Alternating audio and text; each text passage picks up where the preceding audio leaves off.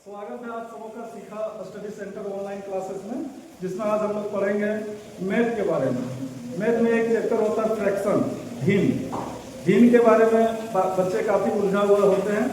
आज हम थोड़ा थोड़ा ट्रिक से समझेंगे भिन्नों का तुलना कैसे किया जाता है, उचित भिन्न क्या है, अनुचित भिन्न क्या है, भिन्न को हम कैसे परिभाषित करेंगे। ये सारा चीज हमने आज तैयार करके लाया आप सबों के लिए। कृपया आप इसे ध्यान से देखें और समझने का प्रयास करें।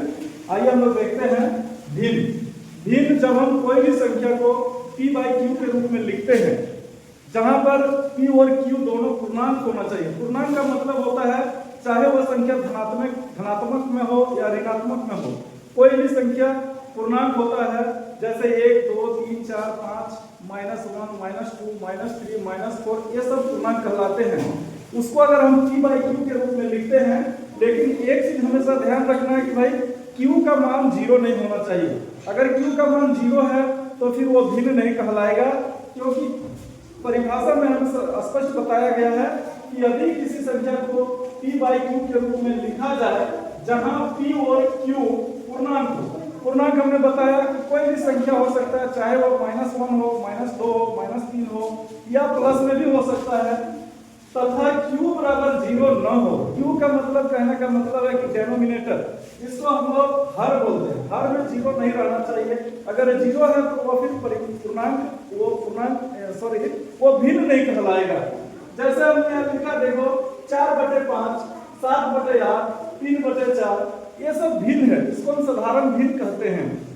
भिन्न से तात्पर्य होता है कि हम हिस्सा बंटवारा जो होता है, हम लोग देखते हैं गांव में, घरों में, कि भाई अगर एक बाप का 2 बेटा है और बाप का अगर 1 लाख संपत्ति है, 1 लाख का संपत्ति है, तो उसको 2 हिस्से में बांट दिया गया है। यानी कि ये क्या करते हैं, 1 लाख को 2 से भागा दे देते हैं तो 50,000 करके मिलता है।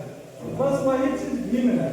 भिन्न जानने के क्रम में हम लोग को ये भी जानना चाहिए कि जो ऊपर में लिखा हुआ रहता है उसको अंश बोला जाता है, और नीचे में जो होता है वो हर बोला जाता है। अंश को अंग्रेजी में न्यूमरेटर बोला जाता है और हर को अंग्रेजी में डेनोमिनेटर बोला जाता है। भिन्न जानने के क्रम में सबसे पहला और इम्पोर्टेंट चीज है कि ये हमें जानना चाहिए उचित भिन्न और अनुचित भिन्न।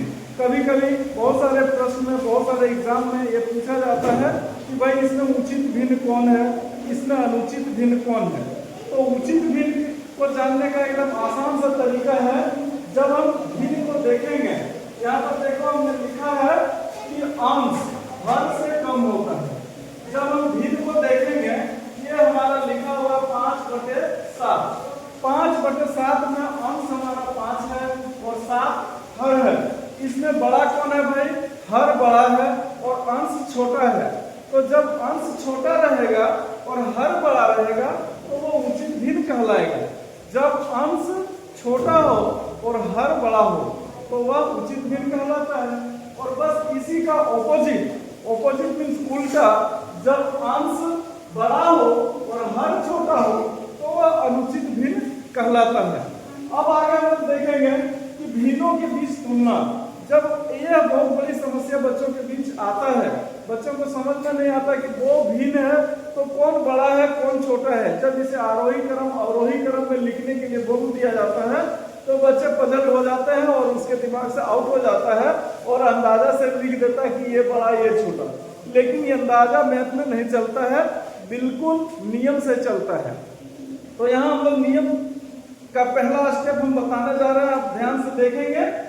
जब 2 या 2 से अधिक भिन्नों में जब हम तुलना करते हैं तो पहले हम देखेंगे कि अगर हर मतलब नीचे वाला अगर समान है, समान मतलब एक वैल्यू है, जैसे इसमें हम लिखे 4/6 और 8/6, तो दोनों का हर समान है। तो यदि हर समान रहता है तो हम देखेंगे कि भाई जिस भिन्न का अंश बड़ा होगा वो भिन्न बड़ा होगा, जिस भिन्न का अंश छोटा होगा वो भिन्न छोटा होगा। जैसे हमने लिखा 4/6 और 8/6, ये दोनों भिन्न में अगर हम तुलना करके देखते हैं तो ये हमारा 8 बड़ा है जब हर समान है। तो इस प्रकार से हम पाते हैं कि हमारा भिन्न 8/6 जो है वो बड़ा है।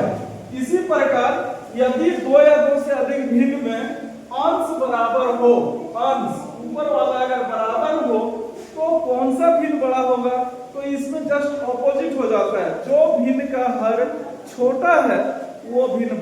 जाता है और जो भिन्न का हर बड़ा है वो छोटा हो जाता है।